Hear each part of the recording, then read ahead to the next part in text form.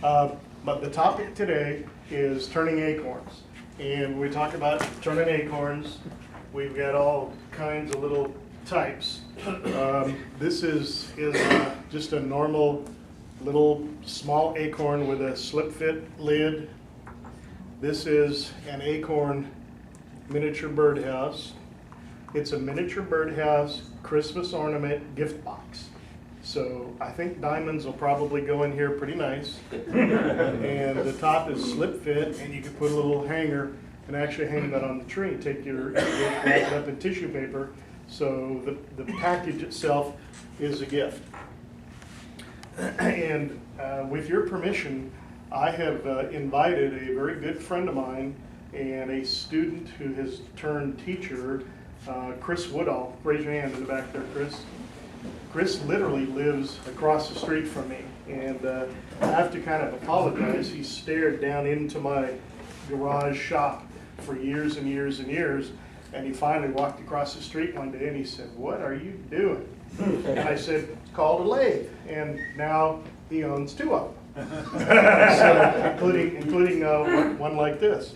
And I taught Chris the which end of the tool was the cutting end, because he didn't know when we started.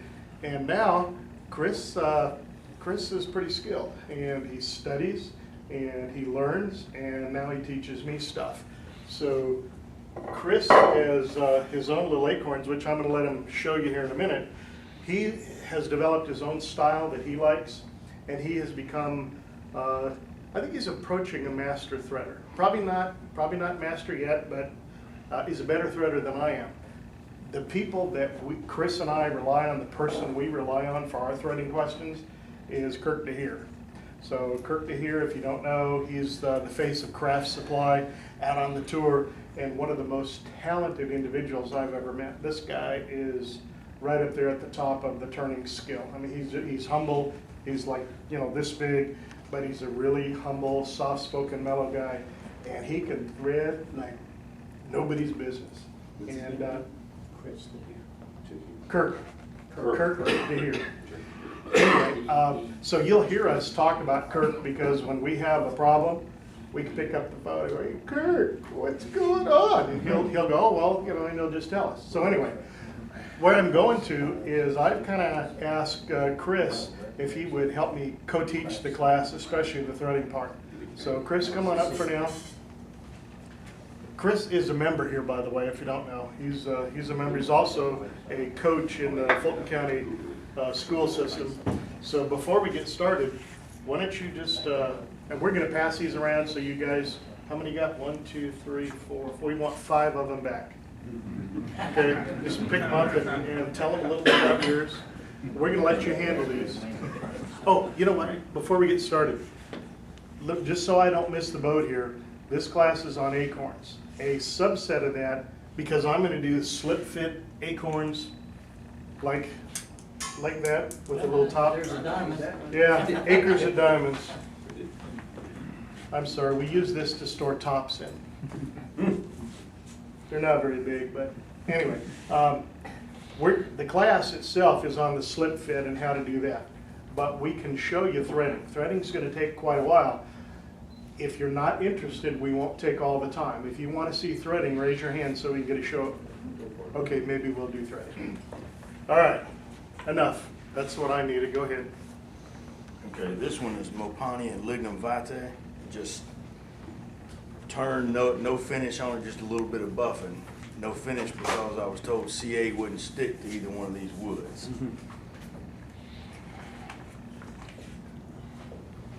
This one is African blackwood in Mopani, and inside of it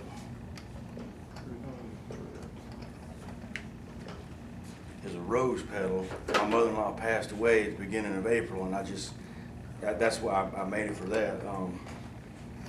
In the process of that, the funeral home saw it and wanted to get a few of them just for people to have to put keepsakes in. And then they told me that CA wouldn't stick to those woods because of the oil, and I can't accept that. it sticks to everything else. This is spalted oak that I stabilized myself in Mopani, and that is red tip, just a red tip bush out of the yard. That nobody said that knew that it could be hand chased and threaded. The reason you picked red tip is because it looks like boxwood. It looks like boxwood. And boxwood, you gotta get a second mortgage to buy boxwood. It's just horribly expensive. And I'd have to say this is probably my pride and joy here. It's African blackwood with that stabilized spalted oak and finished with CA. Hold it up just a second.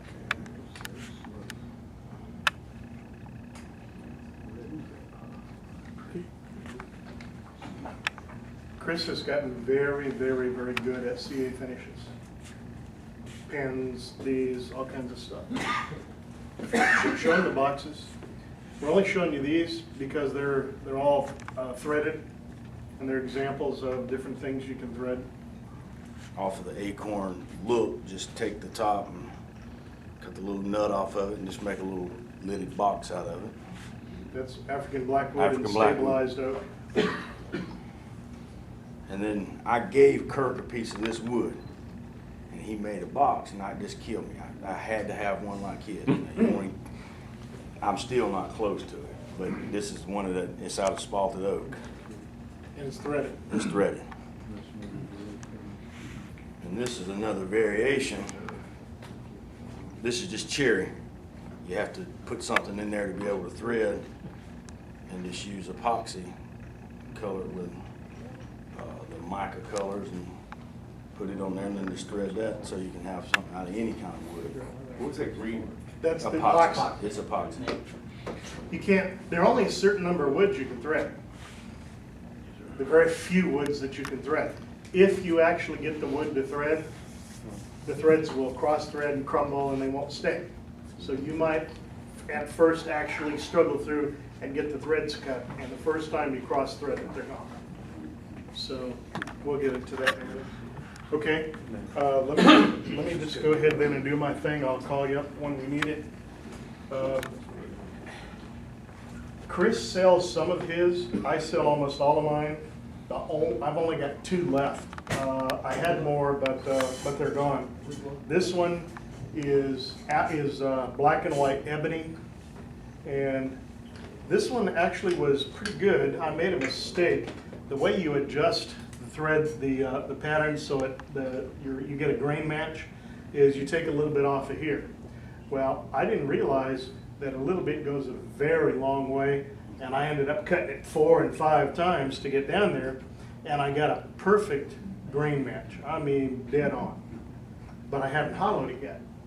So I hollowed it out, and when I was done, now it fits over here. Can't win. So, Wood moves. yeah, well, so what's the lesson? The lesson is do it up here, get it almost all ready, and then tweak it about the last thing you do. So anyway, that's threaded. This one is missing. Where's the top to this? It's on the lathe. Oh, it's on the lid? Okay. See, and you thought Bob couldn't remember anything. This is a version of lignum vitae. I don't remember whether it's Australian or whatever, but and it had a lot of sapwood, and I wanted as much of the sapwood to show as possible, so I ended up making the top a little bit bigger than I normally would. And I actually do have friction finish, and I think I got a lot of it down here because it doesn't go all the way, so I'll just have to tweak it when I get it home. The bottom is Mopani, and the top is lignum, so you can pass that around. Okay, those are the hard ones. Those are the difficult ones. I'm going to start off by showing you these, and these that I'm passing around here are all slip fit. So we're going to start on this side with the slip fit, and the slip fit, the tops here, most of these have, the bottoms are maple, the tops, the red type top is sapele. This top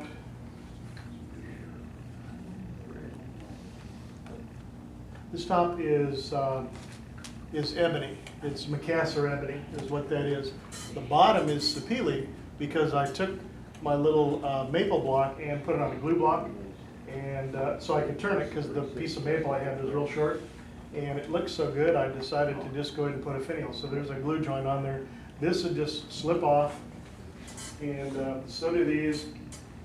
My sweetie likes this shape the best, but the shapes are whatever you want them to be. And if you go do an internet search on acorns, they are all kinds of shapes. So they're from where the nut is really long to where the nut's really short, where the cap is very close to the same diameter to where the cap is actually quite a bit bigger. So just pass them around and go. All right. Also, I think I may have misestimated the demand. So I only brought 20 of the outlines. They're 3-page outlines, and it's on how to do what we're going to do here. If you're really interested in doing this, go ahead and take one. I'll make it available for download if you don't want one today. If you're not interested at all, just go on by and we'll work on that. So, any questions before I get started? What's your normal finish? This is like. What is my normal finish? My normal finish is either going to be friction finish, beeswax, or oil.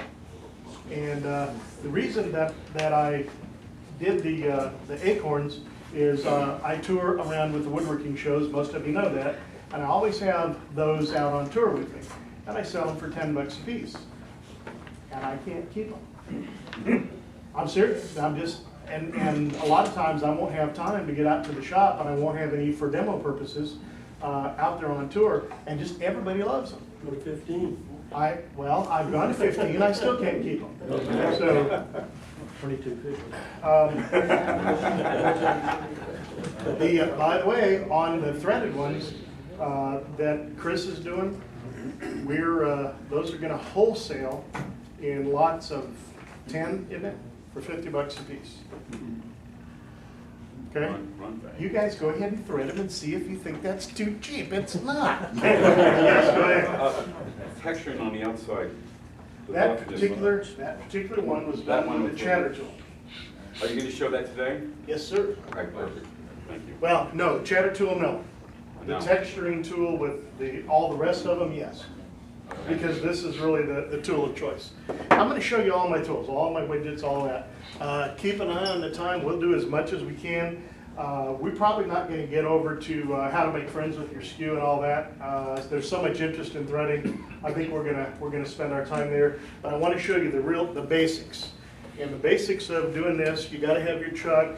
I'm going to use some sapele, which is mahogany, for the top. And the first thing we do is to do the top. Next thing we do is to do the bottom.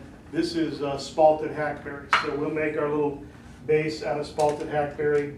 And first thing we want to do is figure out how a Nova chuck tightens, which is backwards. That roughly 2 by 2 by 4 inches or so? This is 1 3/4 and 1 3/4 by 3. I think those dimensions are all in the, and it doesn't have to be that. I think most of Chris's he does are 1.5, aren't they? Yes. Most of your blanks 1.5. Okay. We always want to start out by putting a little tenon on here, and obviously I can't do a whole tenon. You don't need a whole lot of tools to do this with, but you do need to put this up, otherwise you end up with shavings. The other way, you haven't done your shirts. That's right. Okay, the heavy problem.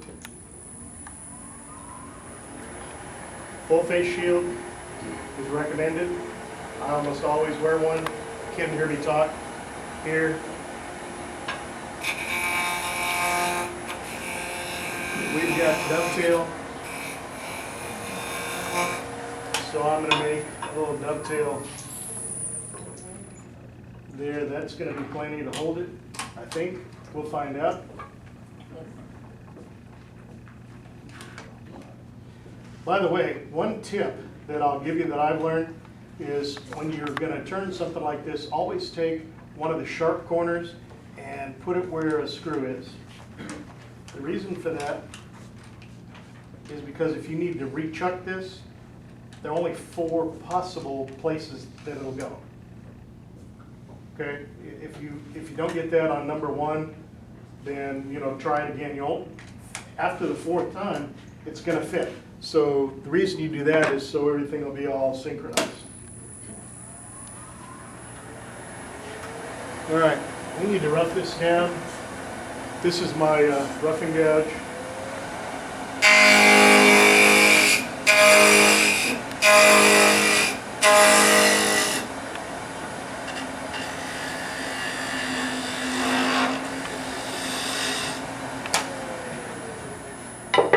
Really, it's not. That was a peeling cut with a skew. Fooled ya. Okay. And then, can you do all this with regular gouges and stuff? Yes, of course. The reason that I use things like this is because it is just a whole lot quicker. I can't see the things. Okay. This is a core box bit. I think I bought it from Home Depot 100 years ago when they were closing out their Viper bits, but this is a very common profile of bit. 1 inch. This particular one is 15/16. Why? I don't know. That's just what it was. It's just what I had. These Jacobs chucks will go either in the tailstock or the headstock. Number 2 Morris taper. You can buy the Jacobs chuck with the Morris taper shaft, and it's just a press fit. And this particular one is keyless. Put her in about there. I always try to put it where I can see my marks, and the normal size is going to be 1 inch. If I want to do some threading, I'm probably going to go 1 3/8 because I'm going to make the lip a lot deeper. And in Ron's shop, we have an air compressor.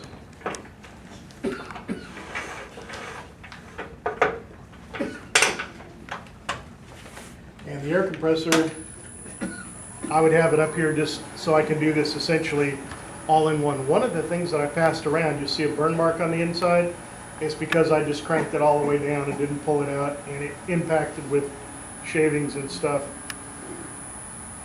700-800 RPM, somewhere around in there, not a lot. Always, whenever you're working with the chuck with a Morris taper, which is just a press fit, you hang on to that chuck, because when you crank it back out, you're liable to leave the chuck in the spinning work. It'll go around. It hurts. Yeah, by the way, I'm doing a video on these, and in the video, I didn't take my own advice, and it got me. So anyway, just think of this as a lathe tool. Stop and clear your shavings.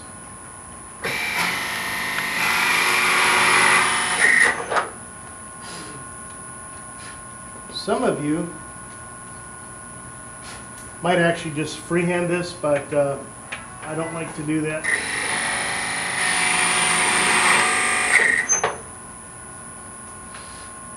So in my shop with compressed air, it's pretty much one big continuous motion.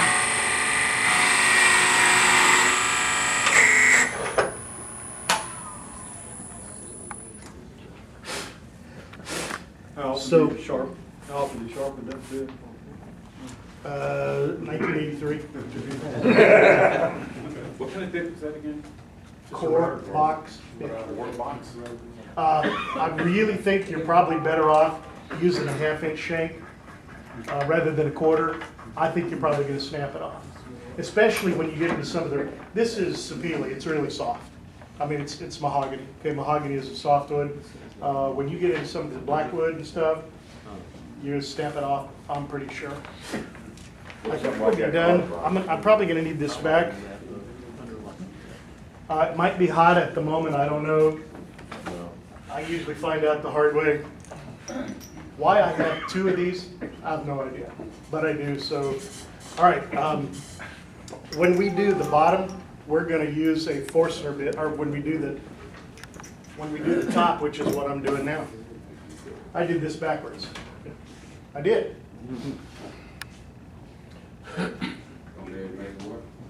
No, I think we're dead. Oh, well, everybody go home. Yeah, this is gonna be the bottom. Okay, remember what I talked about earlier about you might have to rechuck it? You didn't know I was a prophet, did you? Can foretell the future? Okay, we're gonna mark this as number 1. So, see, that's why I know how to do all this stuff, right? Because all the mistakes you guys make, I make them too. All right, so now we're gonna have a mahogany bottom and a spalted top. Like it or don't, I don't care. Okay. By the way, when I'm doing this in my shop, I'm not making one top and one bottom and one top and one bottom. I'm making tops, throwing them in a bucket, and then going back and making bottoms. And they all fit. Why? Because I use the tools, I use the same cutters. So the holes are all the same size. So everything just fits and lines up like you know. How much is that cutter cost on? I don't know, No. whatever a regular router bits cost. They have them here. Yeah. You're probably looking at maybe $7 or $8. Oh, I think you're a little more than that.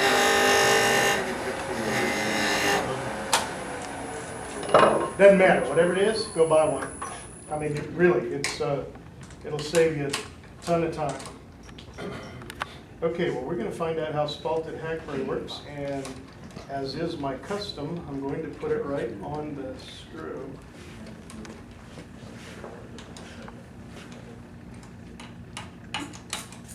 I never get the sequence wrong in my shop, I always get it perfect. Stand back, lightning's gonna get you. Yeah, we're gonna do this again.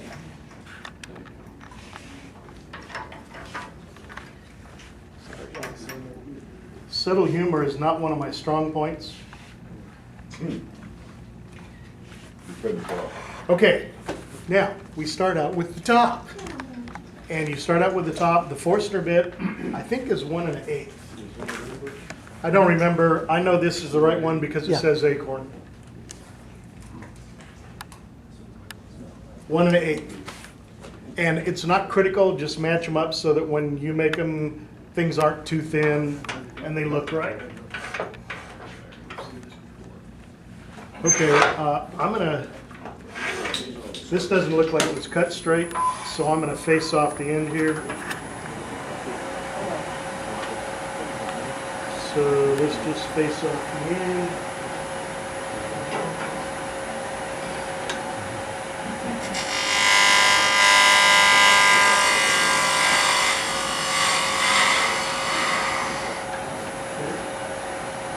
Maybe give that,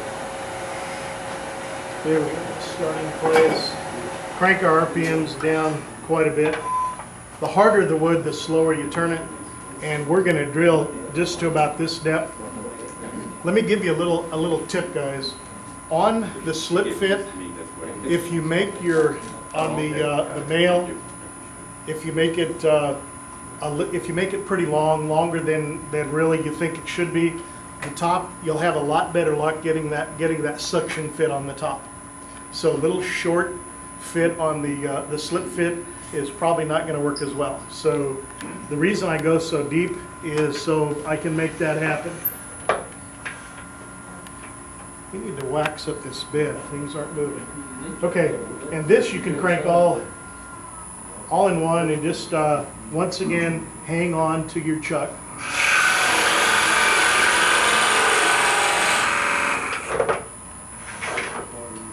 The reason that I like to use a Forstner bit here is because for your slip fits, the sides need to be 100% parallel. If you get a little bit of a cone, it's not going to work. So you want the sides parallel. So we're done. I know this is hot, so be careful. We had a real green turning Thursday evening. I don't think anybody got to clean up the bed yet.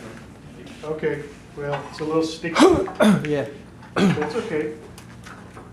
I keep mine 100% clean.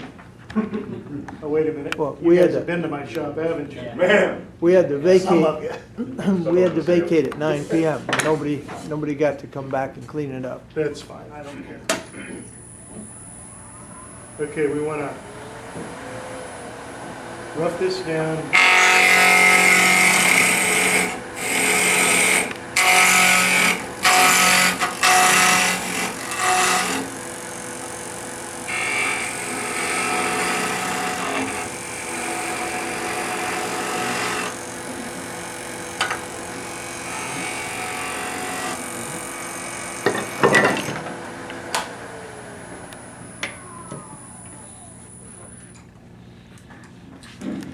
Okay. And then, I think I'm gonna make this closer in diameter to that, so I'll take it down a little bit. Next tool is just simply a spindle gouge, but we should probably figure out our depth, which looks like we're about this deep. So I think we'll do that and make a parting cut. But be careful because we have to put a lot of pressure on this, so don't go real small.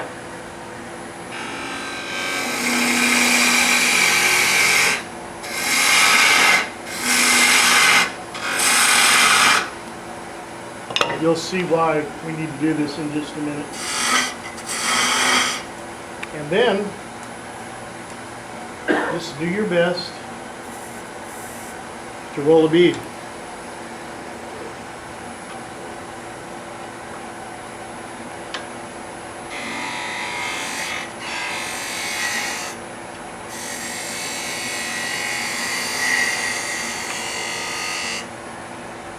About where we want it.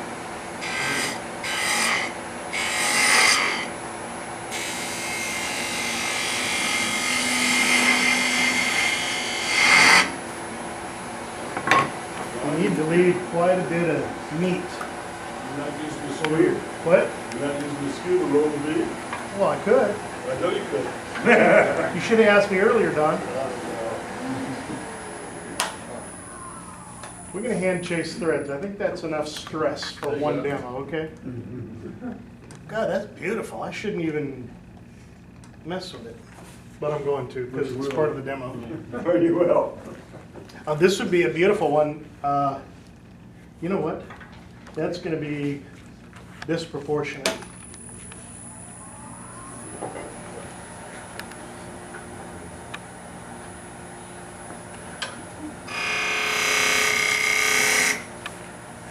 I sharpened that last night and I didn't get it sharp.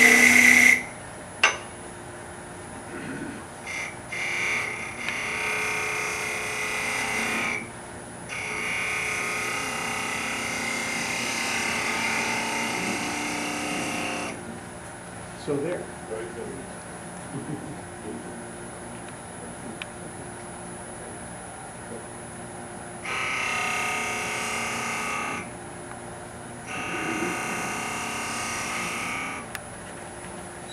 I think that was done for your benefit. It was. Of course it was.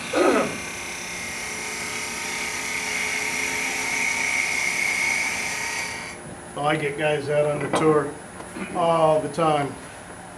You're supposed to be a professional. You ought to be able to roll a bead with a skew.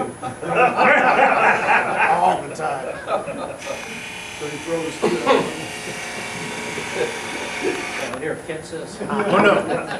Oh, no. I'll hand them a $99 video set and say, I'm going to roll this bead, and you go right over there and pay for that. You know, I do this for free. I'm a trained monkey. I'm just not your trained monkey. Okay. All right, let's,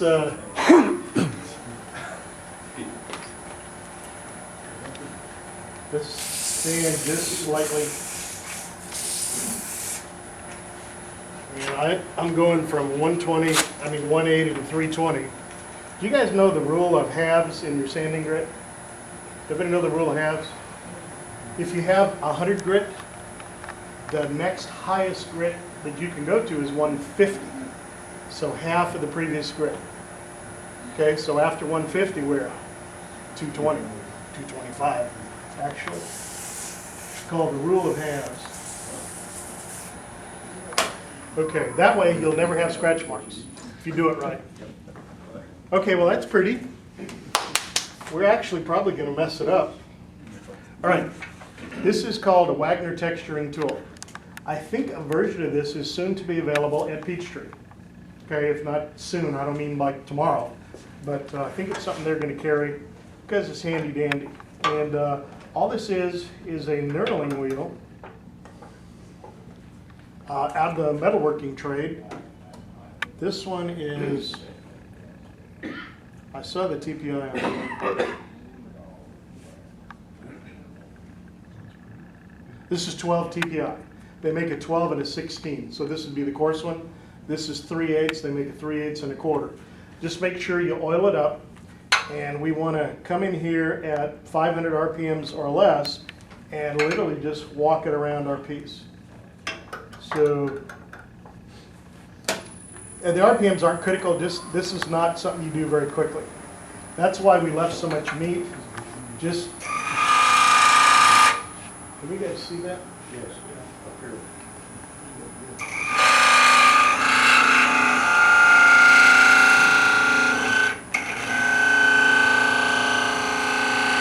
How it finds its own track, I have no idea.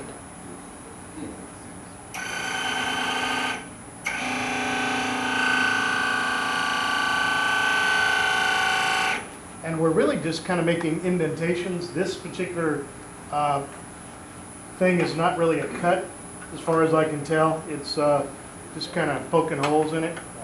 Be real careful because you will get into the chuck.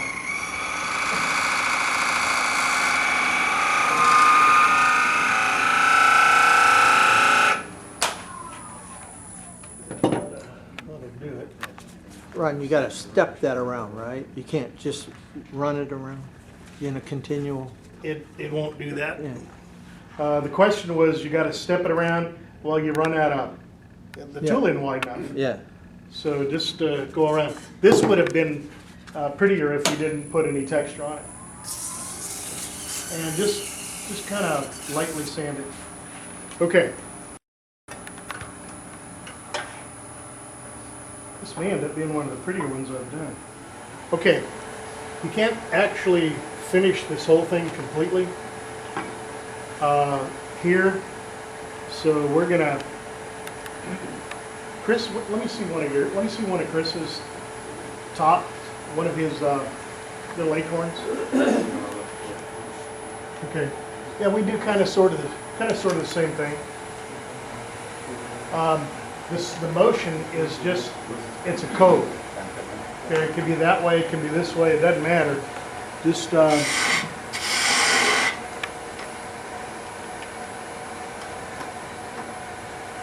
to get this as smooth as you can so you don't have a lot of sanding to do.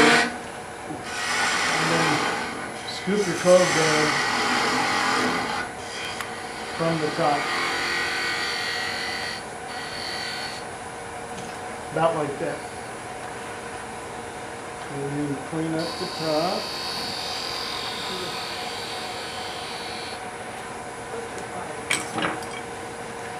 Get your, somebody ever ask a question? No? Okay, if you're good enough and you want to do some hand sanding on this, you can finish it here. I'm going to save our time for the threading, but normally at this point you're going to want to finish it as much as you can. We might make one more small cut, which would be the start of our top, but we'd want to take some friction finish the inside, finish all that, and be done with it.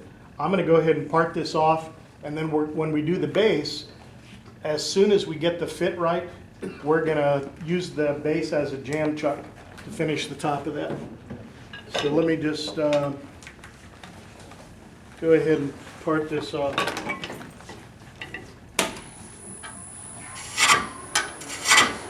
Okay.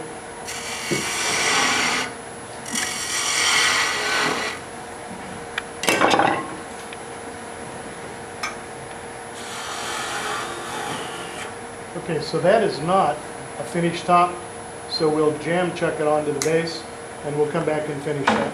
But normally this would have finish on it. That work? Yeah, I know.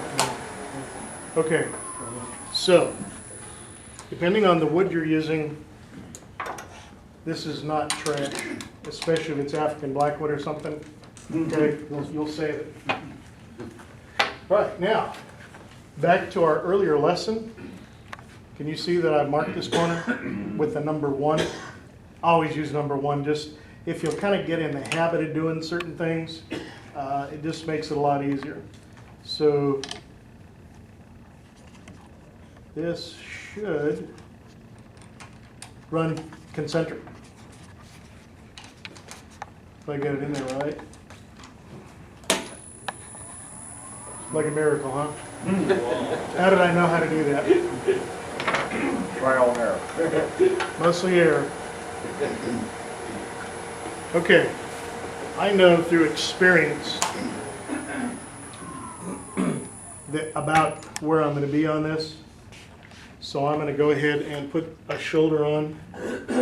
Actually, first I'm just going to bring this down to a workable size.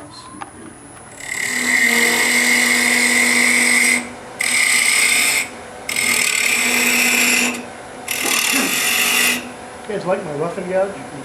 Pretty cool, huh?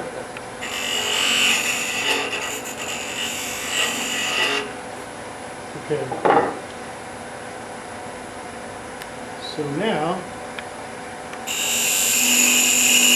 we'll just go down and then put a little chamfer on that. And what we're going to do is sneak up on this. See, we're not quite there. So I know that I can go down a little more.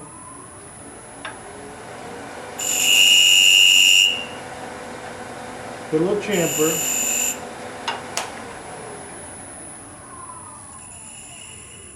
Okay, the top is now starting to slip over that. So I want to put a little burn mark, ever so slight, right there. You see the line? So that's right where it's going to fit. So let me back this up just a little bit.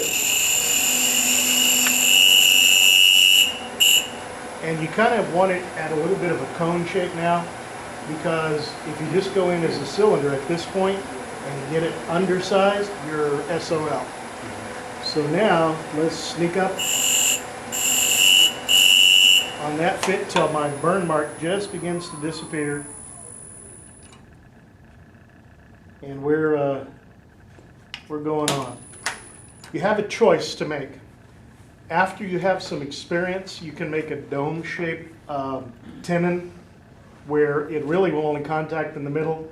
That's kind of dangerous because there's no going back on a lot of it. But I'm going to take this down.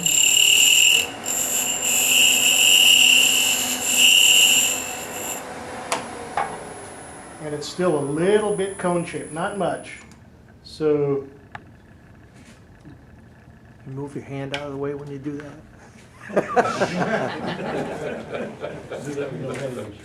I'm playing to this camera thing. Not much for you. See that? Do you take finishing into play as far as the tightness of the top to the bottom? When you, depending on the finish, it'll get sticky. Right, that's what I'm Okay, I'm gonna go in here a little bit and relieve that. And my tendency, because it's a shortcoming, is to get the lid too tight. It's tight enough for me, but it's too tight for a lot of people. And I always tell everybody, I want that lid not to come off in somebody's purse if they're using it as a little pillbox. So that's how you sneak up on the lid. And then we'll finish this. Depending on the, I'd like to fit a little tighter. That didn't seem tight enough to me. Right in the bucket. Good boy. Couldn't have done that if you tried to.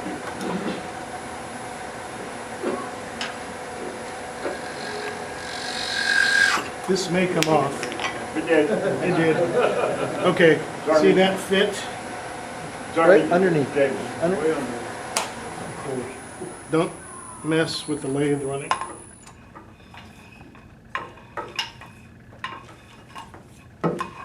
Okay. Did it come out the back? I don't think so.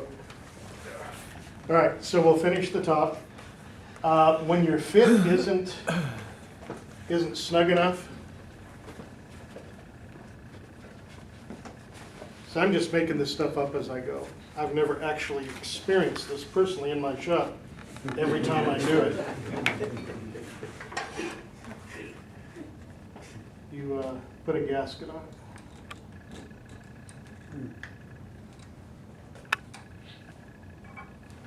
And now it's probably going to be so tight that it'll crack.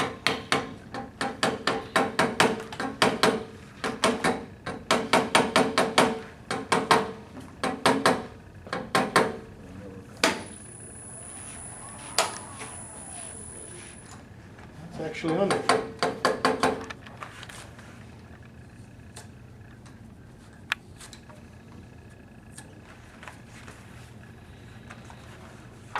Another thing we could do is cut that direction. It would tend to pull it off less.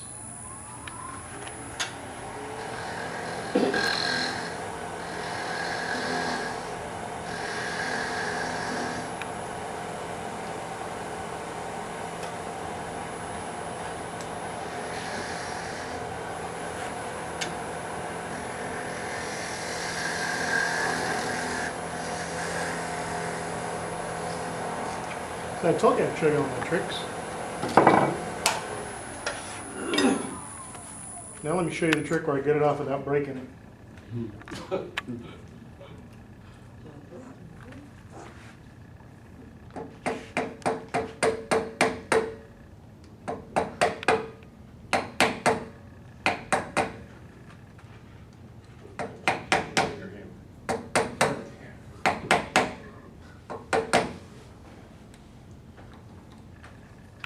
We're on good. You want it on good when you're cutting on it or it'll pop off like it did the first time. I got the fit about right for a final fit, but not right for doing the top. Because that's about your final fit right there. That's about what you want. Okay, so we've got that. Now all we need to do, how are we doing time-wise? We're good. Mark where the actual bottom is. Bottom is there. Come on down another 1/8 to 3/16. We're going to put in a another parting cut.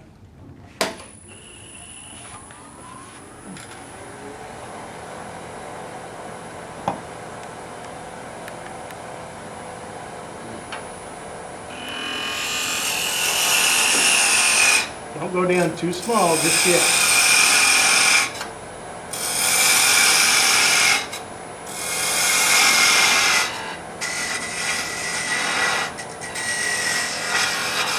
Now we want to do our shaping.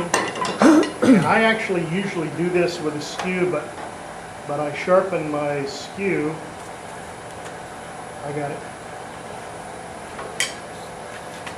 To the point where it won't cut. You ever do that? Sharpen something just so it'll be perfect and you screw up the sharpening.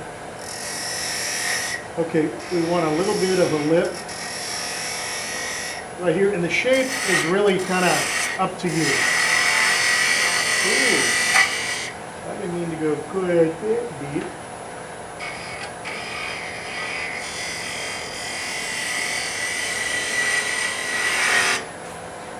One of the things that I've discovered is that rather than play with your spindle gouge trying to get the shape perfect, this is the original negative rake scraper. Okay, negative rate because it goes down. So if you want to really finesse this into a perfectly fair curve, just use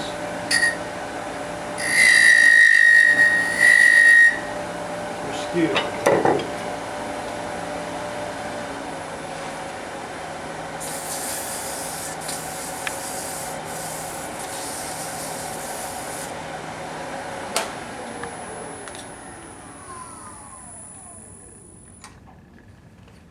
Pretty cool.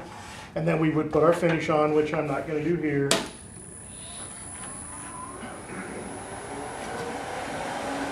And the bottom, Chris and I use two different bottoms. He likes just a little small point on the bottom. I like kind of an abbreviated finial. So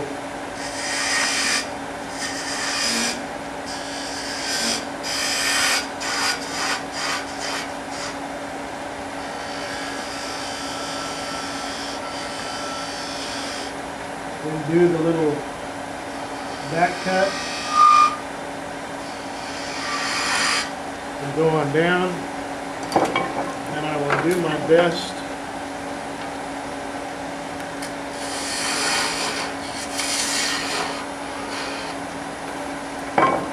to show you guys another trick.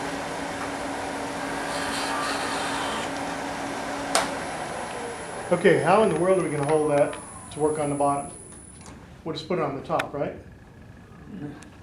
Well, not really, because the top is gone. Who's got the chuck with the Forstner bit? It's up there. Okay. Chuck with the Forstner bit, right?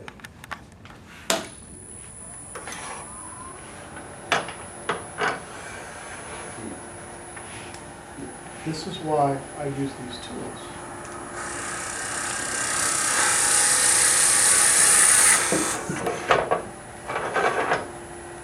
Now, should I have to finesse that in to fit?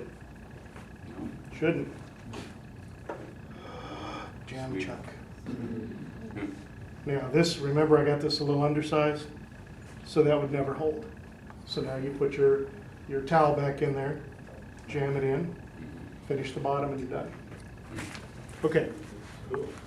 Questions? That's the reason I use these two things all the time, because they always work. And let's see. This is the one we just made, right? This is a jam chuck in my shop. And it's the wrong one. Never mind. Okay, I picked it up. It's the wrong one. But I make them just like this, that are this exact size. So I can just put that on like that if I want to. This is a jam chuck that I have, and that's just a little too small, so the paper towel would hold it just like it's supposed to. All right. Questions before we go on to threading? This is not related in any way to the structure, but how old is the fan of the acorn, or how long has there been such a hot item? And do you know who might have started this? Or does it even matter? The name was Alvin. Well, how do you know it wasn't? I think it was related to Noah. It had something to do with a big boat and a flood. I don't know. They've been around forever. They just, What is the appeal of the acorn? Is it a lot of people just collect acorns, like people collect turtles and elephants and owls and stuff like that. They just collect acorns, but they're pretty cool. Okay, What kind of finish do you actually put on? what kind of finish do I put on? Yeah, the ones we saw on display. Well, now you saw several. You That's saw correct. the real shiny ones have a CA finish, and Chris did those. Okay. A lot of times I just use a friction finish. Friction finish is shellac and wax, and it's called friction finish. And it's really quick, and you put on about 3 coats, and it'll buff up like a mirror. It doesn't last as long as the CA, but it is, if the CA is on a scale of difficulty is an 8, CA is a 1. I mean, friction finish is a 1. Friction finish is very, very, very, very, very easy to do. And it's very quick, and it's done bang, bang, bang, no waiting, nothing. You just do it. So this is the real easy way out. And if I'm making a $10 acorn, it's gonna get a friction finish. If I'm making a $75 acorn, it might have CA. I've heard the shiny things sell better than satin things, is that correct? It depends.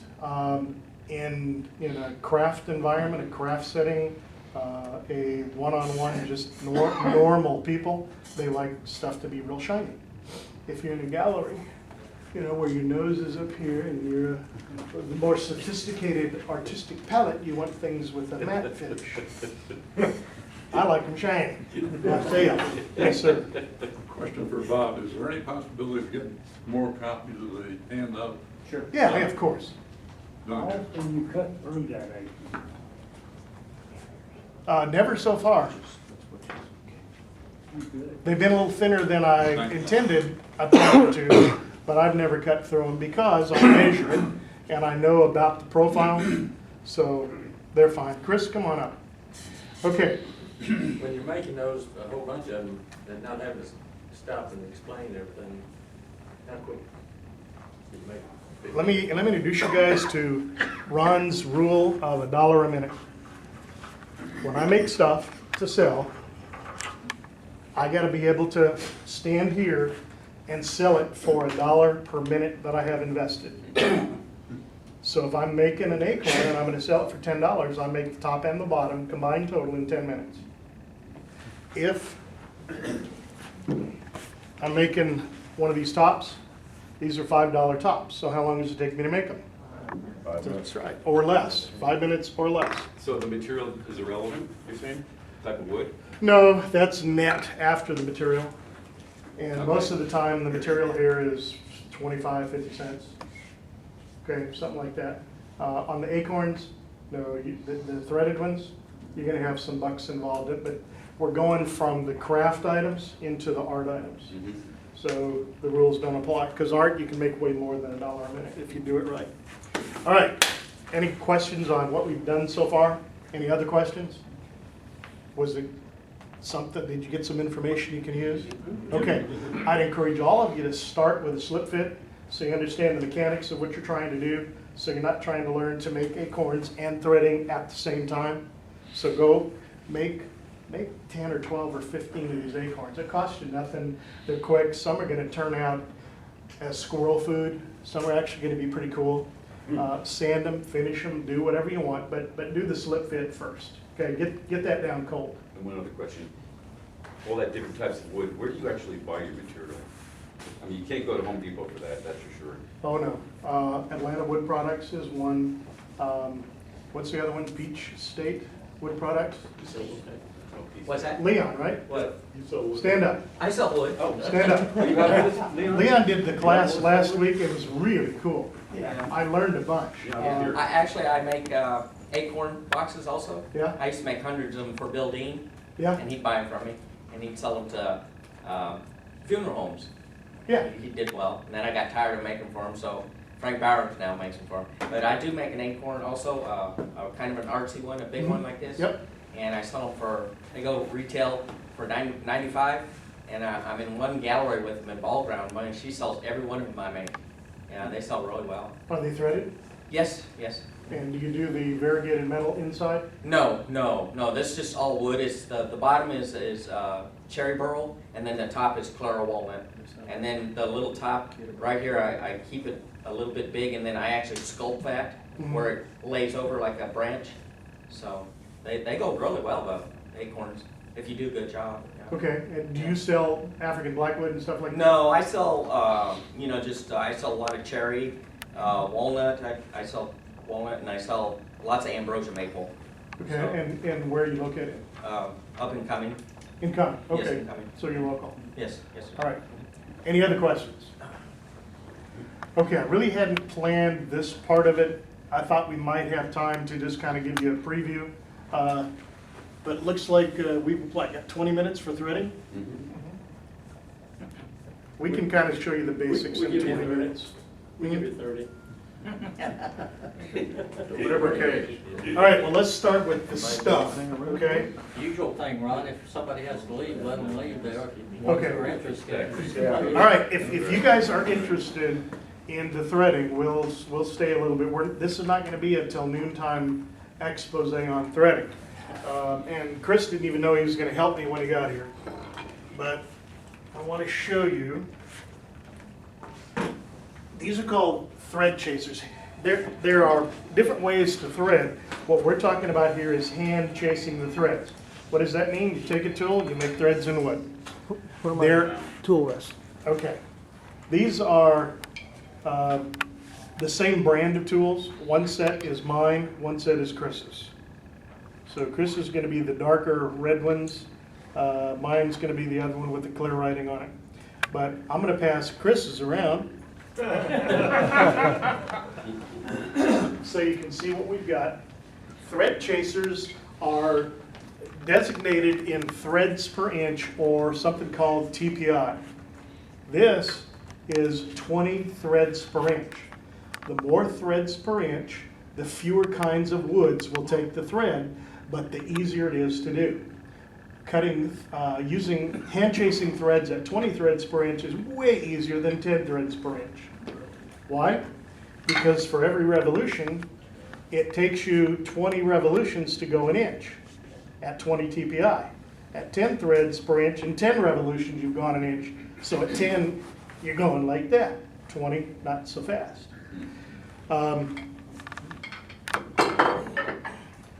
This is a different brand. Those were M&W.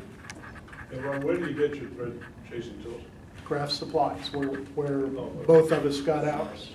I don't know whether Peachtree sells them or not. So If they do, buy them here. So they come as a set, because one's going to be the other side of the thread. Male and a female, Right. inside, outside. Right, right. There's one more tool I'll tell you about in a minute. This is a Robert Sorby brand, and these are 16 threads per inch. Why would you get 16 threads per inch if it's harder to use and the threads are a little coarser? Because it opens up more kinds of woods. And my early frustration in hand chasing threads was that I couldn't chase a thread in cherry or walnut or hard maple to save my butt. Well, it turns out you can. Okay, you can do the mechanical threads if the wood is stabilized. Does everybody know what stabilized wood is? It's wood that's been injected with a resin under high pressure and heat, and it's more plastic than wood. It looks like wood, but it's more plastic than wood. You can thread the heck out of that. Some of the pieces going around here, the spalted oak, that's stabilized, so you're really threading plastic and not really threading wood. Just because you can thread a piece of wood doesn't mean the threads are going to hold up. The threads can crumble on most kinds of wood, yes. You know, the turners sometimes use CA glue for spalted materials that are soft like that. Would that not work in this? It helps, but it still will make your life miserable. What are the good woods to thread? The good woods to thread are up here. There are 8 of them, and we can remember 7. Sorry about that. And there's no guarantee on these woods. The African blackwood is the best to thread. The next best is English boxwood. Both of these, you need a line of credit on your house to buy. These, you think I'm kidding? What would you expect? This is African blackwood. That was one piece. You know what I paid for that? $80. Brother-in-law price was $33. Okay. You'd think ebony would thread. Not so much. It's too brittle. It's actually too hard. You'd think red heart. Red heart's real waxy. You'd think it would thread, but the threads are crumbling. So these are the woods that you have the best chance. I left your class on Saturday, and I went home and I was trying to thread some lignum vitae to make some acorns. I tried 5 times on Saturday, and finally just said, okay, today's not one of the days when I can chase threads, because I failed 5 times to chase threads. Mopani, we got Mopani we actually got it up at the symposium, but you can get this, I know, at Woodcraft. Mopani is beautiful. It looks kind of like, to me, like black walnut, a little cross between black walnut and lignum, but it threads well. Pink ivory threads well. Also incredibly expensive. This stuff has an odor to it, and the structure of the wood is star-shaped, and you need to wear breathing protection for sure 100% of the time on every single one of these woods. Okay? Cocobolo just breaks me out. I mean, I'm almost as allergic as Don is now to cocobolo, but it chases fine, and Osage orange chases fine as long as it's greenish. You get it where it's totally dry, it just crumbles. And any of these woods, if they're really dry, the threads are going to crumble. You don't want them super wet, but you want them a little bit wet. True? Yes. Ron, I'd say on the cocobolo, anybody, always wear a mask because you never know when it's going to bite you. And if it bites you, you're not wearing a mask, you go to the hospital, they can't necessarily fix it, in days. You ought to be wearing a mask anyway. Yeah. And I do. As a matter of fact, I've gone to the charcoal filtered paint masks. Yeah, me too. And Chris, every so often, he comes over and goes, well, I turned some more of that spalted stuff. And he didn't. Honestly, it's pathetic. I'm gonna sell my lathe. Give me $5. Yes. You had a picture of something that came out, one of you had one, that it looked like you had a cord or something that you cut threads on and attached it to. Could you explain about that? Okay. That's epoxy. That's epoxy. In order to Okay. go ahead and open it up. This is cherry. Cherry won't thread unless you have a thread cutting jig, and you can buy those $400 or so. So what Chris did is he just poured some epoxy in the blank. He cut a little groove in there and filled it with epoxy. And then when he turned the wood, he got down to the epoxy and he threaded the epoxy. He wasn't threading the wood, he was threading the epoxy. Same thing in the lid. Cut a groove, filled it with epoxy, and threaded the epoxy. So you can, if you're willing to go, the reason you use epoxy is not because you save money, and it's not because you save time. Because by the time you pay for all this stuff, it costs as much as the regular wood that you can thread. But you do it because the wood's beautiful and it otherwise won't take threads. All right. One question, Mark. Yes. Once you get fine threads in wood, do you then maybe coat it with thin You thin can seal? coat it with CA as you go. Kind of helps you. Yeah. Or you can stabilize it. The thread cutting is kind of, I don't want to say hit or miss, but you're probably not going to have 100% success. At least not till you've been doing it quite a while. True? All right. What's this? A helper, a hand. If this is an arm. I don't use this. I was told when I got my stuff that I needed to use it, so I bought it. Cost me $34. I don't use it. You have one. What it's for, this is your female, where we're reaching inside to do the threading. This is an arm, and you put this under your shoulder here like this, and you use it to pull, to apply pressure. I just do it by hand. This to me is, I don't use it. That's all I want to say. I don't use it. Okay, what do you want to do? We want to do something and thread it? Why don't we do this? Why don't we chuck up some blackwood and cut female threads and then maybe cut some, because we're just not going to have time to do this. We're going to show you how this works because you really can't envision it unless we do it. But we're not going to have time to make the whole box. Once again, after 2 years of trying to get somebody to hand thread, we're not going to see it again. Well, no. You will see it. I'm not going to hand thread a project. We're going to cut threads for you, okay? By the way, is there enough interest that we ought to maybe think about scheduling a class? Yeah. Yeah, Is there? definitely. All right, we will go to work behind the scenes and put something together for you. Hold on, gotta find the tools.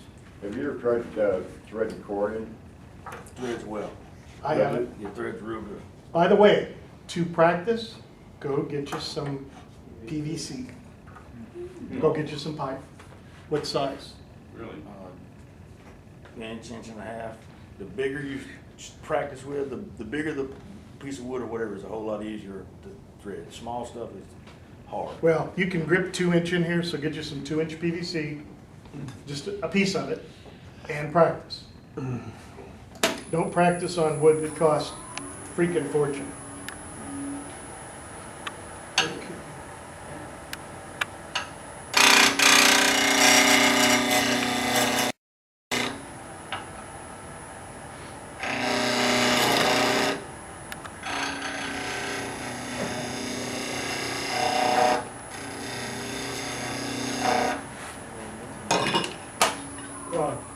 I've noticed several different times when you were using the parting tool, you selected a particular side of it. Why'd you do that? Because of the way it's sharpened. Certain things I do on my parting tool, I prefer to use the short side. So you gotta Can you guys see that? Mm-hmm. I did that on purpose. Some things I want a short side, most things I want a long side, but occasionally I use a short side. I'm not following, when you say short side. It's not symmetrical, it's asymmetrical. The pedal is longer on one side. One side's longer than the other. Ron, why would you use short side? There are certain cuts that I make that cuts better. Certain cuts I make, it cuts better for me for what I'm trying to do. For me, I use it as a skew, so what was this? I use a skew as a skew. When I'm out on tour, there's a seminar that I do, and I call it ABC, Attach, Bevel, Grind. And I preach that literally, almost like I'm from a pulpit, and I make a promise to my audience. I guarantee them that if they do what I tell them, they can turn without catches. And then I also tell them that I've discovered the secret to using a skew without catches. Yeah, and I show them that. And that was what I was gonna go to if we had time today, but we don't. Okay, wide dough. Now, I'm not gonna use my regular roughing gouge. I'll use the round roughing gouge. It's just a peeling cut with a skew is all that is, guys. Because as hard as this is,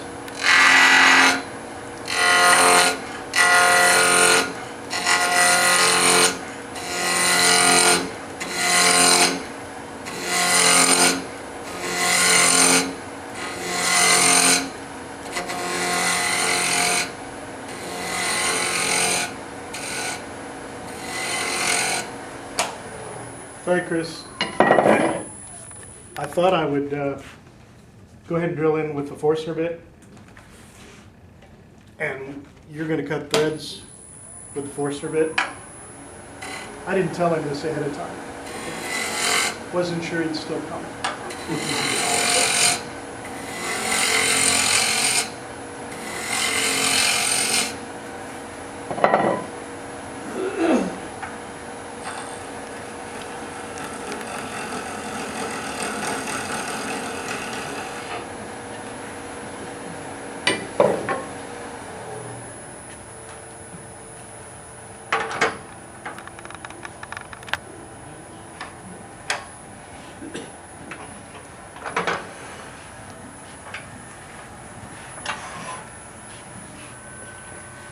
Hardwood on stuff like this, slow your lathe down or you'll smoke it.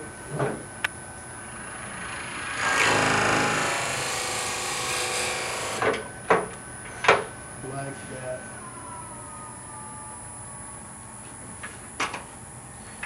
Gotta have Forstner bits with headlights on them. Yeah. Cut it deep because of the research space.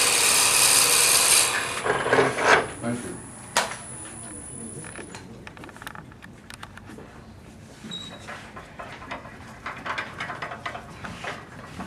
You are going to want to get like right here so we can see it. Okay, You're going to want to lower that. okay, all right. All right, Chris, why don't you take over from here? And I don't have to. tools, we got Chris's thread chasers. Yeah, they're coming. Right here. Since I don't have lessons stuff. Okay. In the recess, I'll tell them about the recess. Okay. Chris has asked me to put a chamfered edge. Is this smooth? Did we get a smooth enough cut in there for you? That's right. Okay. This is just kind of a sneak preview. This is not your turning class. Your thread chasing class.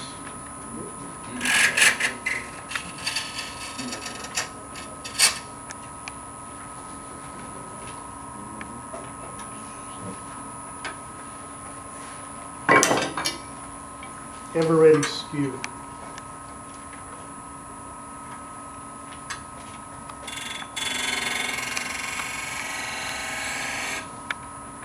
And what do you want? Recess. Can you see that? Just about. Turn it a little bit. What do you mean? It's against the black background. Put that on the wall. Let me find it. Okay. All right, I got it. This is just something that I made. You can use a skew to go in there and cut this.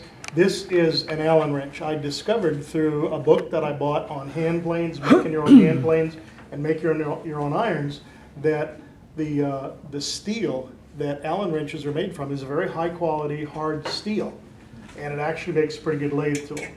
So I just sharpened one. When you're chasing the thread, you're going to go in, you need a relief so that when the thread chaser goes to the end, it doesn't run into the end, because if it runs into the end, it's going to stop. When it stops, it'll just strip off all the threads that you just cut. So I'm going to go in and cut a little bit of a relief. It's actually like a groove, right? Yeah, just. It's a groove, and it's a scraper. Deep enough? Okay.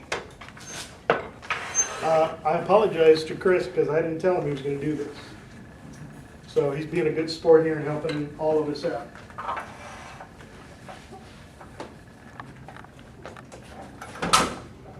Chris, say hi.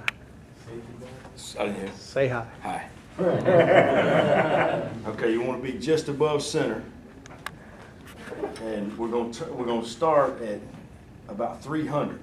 Once we get a set of threads cut across, then we can back the lathe down and follow. But if you start off slow, you'll get what's called a drunken thread in there, and it'll drive you crazy. The key is keeping this flat and level. If you get it either way, that'll cause a drunken thread. And I'm still learning. Yeah. You need any safety glasses?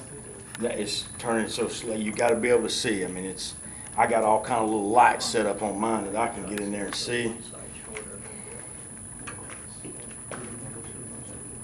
That chamfered edge, you got to have that rolled. If you can't start off on a flat surface, these will never slide across it.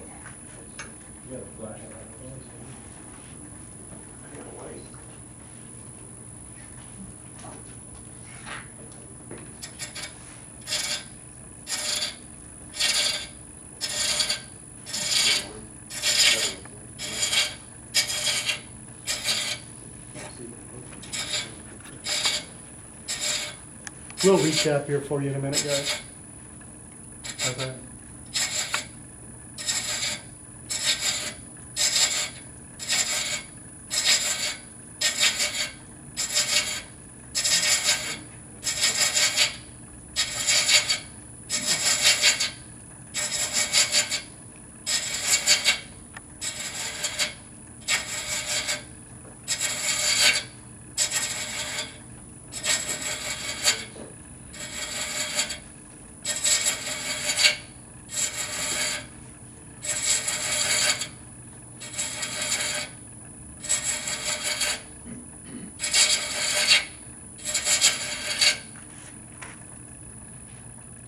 is it the idea that you cut the first thread or two, and then you use that to guide you into cutting the rest? You get them all the way, get your pattern all the way, and then this will just fall in and then just carry it on across. You cut one or two threads, and then you follow those Right. to cut deeper. Right. But you're almost cutting conically, and then you cut over where you're cutting parallel.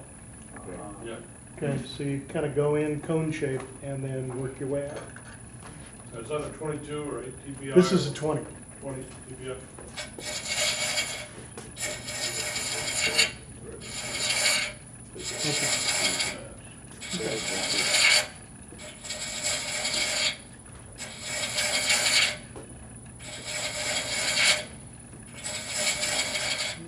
You need to avoid hitting the bottom. If you're going along really well, hit the bottom, it's over. You'll just clean off the thread.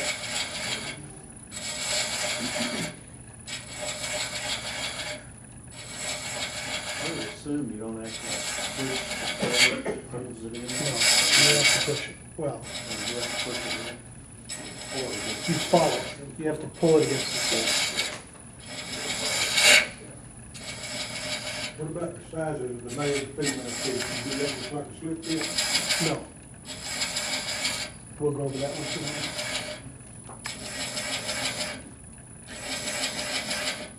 Is there any pull on the two, you know, when you cross the thread, you do the, there's no pull on it.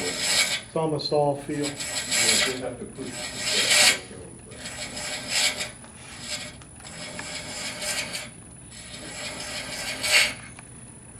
See these little bands or strings, that's what you're looking for. If you're getting powder, it's not cutting the thread, it's just grinding on it.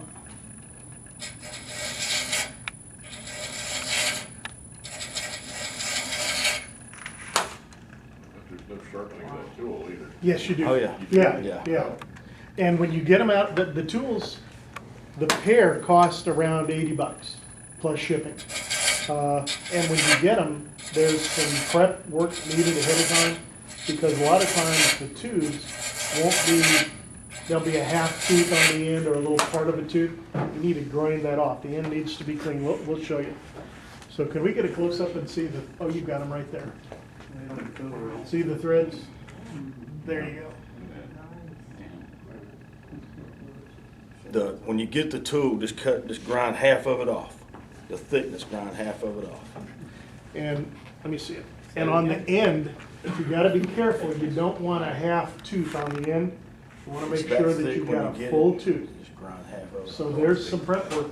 in there. And we do sharpen these, we put them on the side of the grinder to sharpen just the top. You don't sharpen down here, but you do sharpen the top. And Kirk tells us that the thinner this gets, the better it cuts. We haven't been doing it long enough to get them real thin. But, and also, Kirk has stuff that he's ground real narrow here, and he threads finials 1/4 of an inch. together. Wow. So that's kind of why we go to Kirk to get our questions answered. Certainly. Get a picture of that. Okay. All right, I'm gonna do Mopani on the outside. Hey, let's give him a hand, huh? He worked really good. Okay, the question on the table is how would we size this? So what we would do is we would turn a male tenon on this edge until it just starts to fit. Put a little cone in there, and when it just starts to go in, then we would cut the tenon and go ahead and thread it to fit, which I may actually try to do.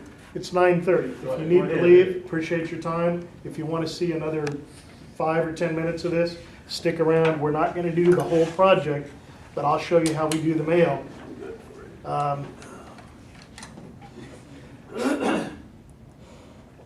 Good job, Chris. Okay, give me half a second here.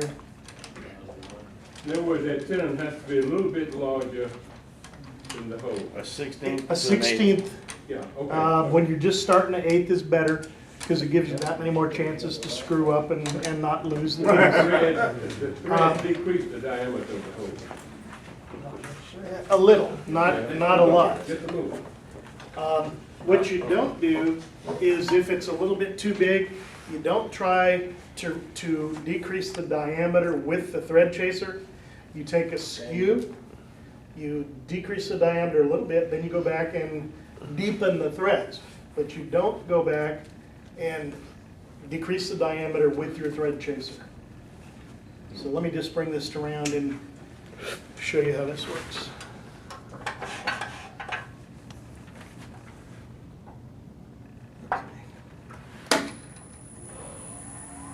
By the way, anybody got a lathe without a tachometer on it, without a speed thing?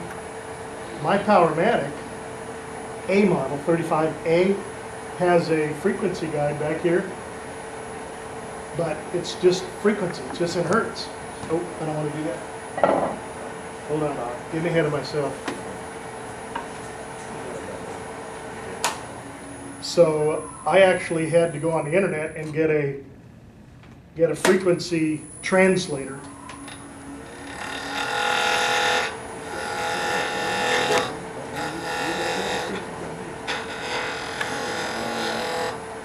So I could hit the 300 because it makes a huge difference. One of the reasons that I was having so much trouble threading is because I couldn't hit 300 RPMs for anything.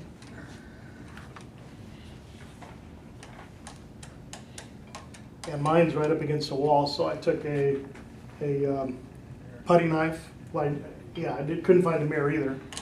It was just one of those days. And I didn't want to replace the medicine cabinet in my bathroom, so.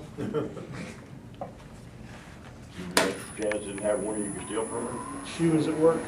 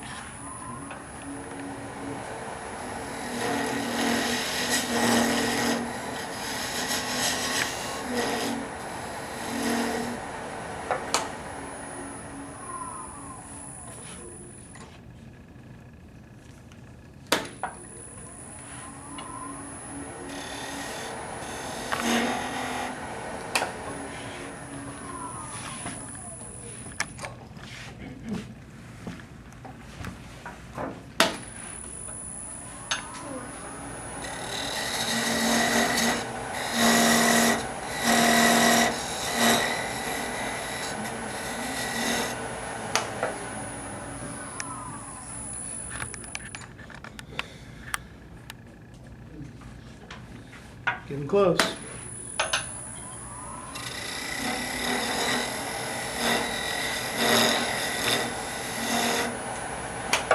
You guys that are better turners than me, you can probably do this faster. Yep. Okay, Chris, come take a peek. That about what you like? A little smaller? That'd be good. Do I need to cut this down, or are we good? Cut it down this a little bit and then put a recess. Okay.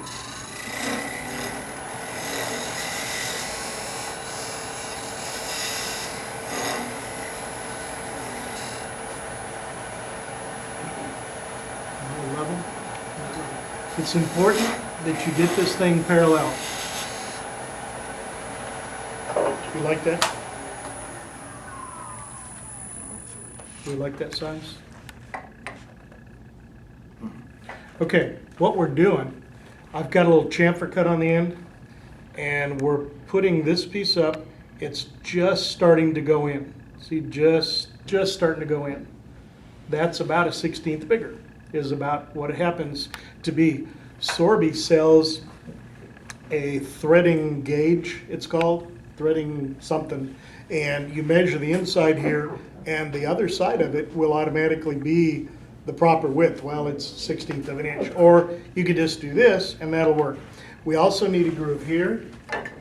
We could do the groove with a parting tool. Doesn't need a lot. When you start out, it needs to be a little wider because you're going to have to figure out where to stop. Or you could just use a skew to put a groove in there. I am going to, since we're in front of a crowd, I'm going to get a little sloppy. Okay. Gonna do this, you want me to do it? Okay, 300.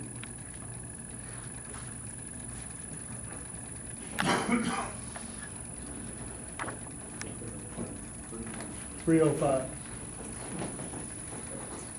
This is the female. This was for going inside. This one is the male. This is for going on the outside. Like that.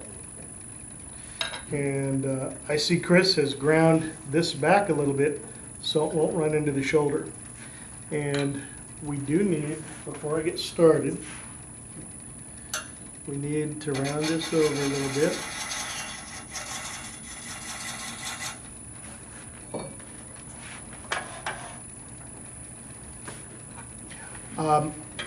I saw, what's his name, St. Ledger? Mark St. Ledger. When he did this, he scooped, came down and up. Now that seemed a little goofy to me, but 20 threads per inch, we're going to start like this and then end up going in like that. So, can you guys see this? Wait a minute. Let me catch up with you. Yeah, it's a scraper. You want to be a little below center. Okay.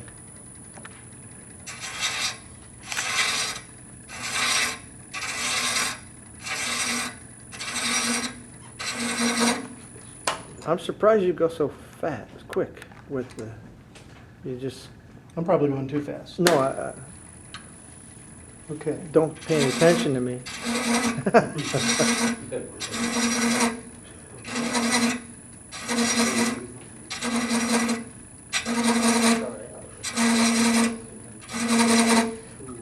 One of the keys is to stop before you hit that shoulder.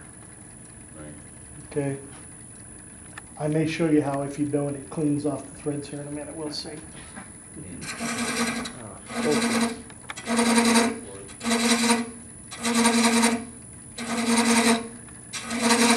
You actually need a lighter touch than you would think.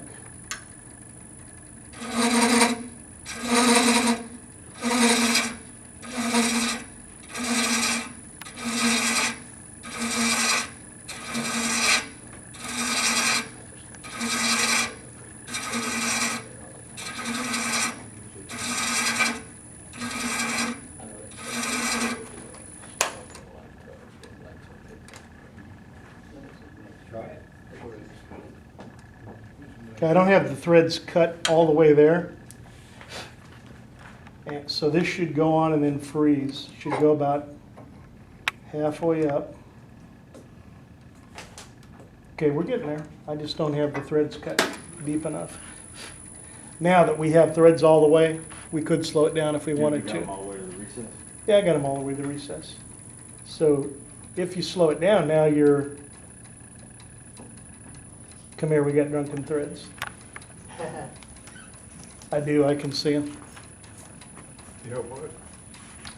Drunken threads. They're not straight. You see them or no? No, these are just not cut down.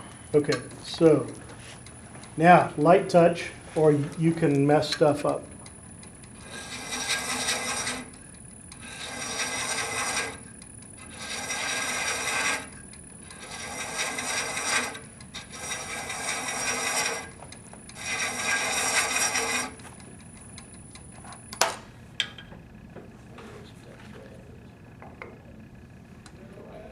half the battle is using woods that will take a thread. There really aren't any domestic woods that you would recommend for that? Any wood that's been stabilized will do fine. Osage orange. Osage orange is domestic. Okay. Chris, come over. I think that's a little too tight. What we're gonna do next, check that. I think it's not fitting. I think it's just, we're still too big. Dogwood's a hardwood, I won't take threads necessarily. It'll take them, they just brittle and fall and crumble. Just because you can thread it doesn't mean that it's gonna last more than the first time somebody unthreads It's it. too tight. Have you thread before you actually hollow out the inside? Or is this the last part? Yeah, thread before you. I would thread before I hollowed for the support, and Right. it'll do away with chatter, but I wouldn't get the final fit, like on the shoulder. I wouldn't get the final fit until I have hollowed. Okay, and the final fit we do by adjusting the shoulder. Okay, we have run over on our time. What you need to know is it's too big. This is still too big for that. So we'd take a skew, we would literally just skim off the top. And then we'd go back and we'd cut more threads. Okay, so let's summarize. You need thread chasers, you need a female and a male. You don't necessarily need the arm. 20 TPI is the easiest thread chasers to use. One of the real secrets is in the kind of wood, or stabilized, and you can buy stabilized wood all over the place. Okay, stabilized anything is probably going to be okay. Stabilized pine would probably thread okay. I think that's pretty much it for now. That's all we can do. Look for information on a threading class. We'll put one together for you. You said before about green, red, green wood, I'm saying. If this Mopani were very, very, very dry, it would be more crumbly. But when it dries up after being green, wouldn't it distort the threads? I'm not talking about drippy, drippy wet. Oh, okay. Okay? But if it's been in your attic for the last 12 years, probably your threads very good. Okay? No, I'm serious. Okay? The more dry, the more crumbly it is, the less you're going to be. So if you've tried to thread in the past, like I have, and had no luck, a lot of it probably had to do with the wood. I want to give special appreciation to Chris because he really didn't know Thanks for staying over. I'll stick around afterwards a little while to answer your questions, and we'll put a thread class together.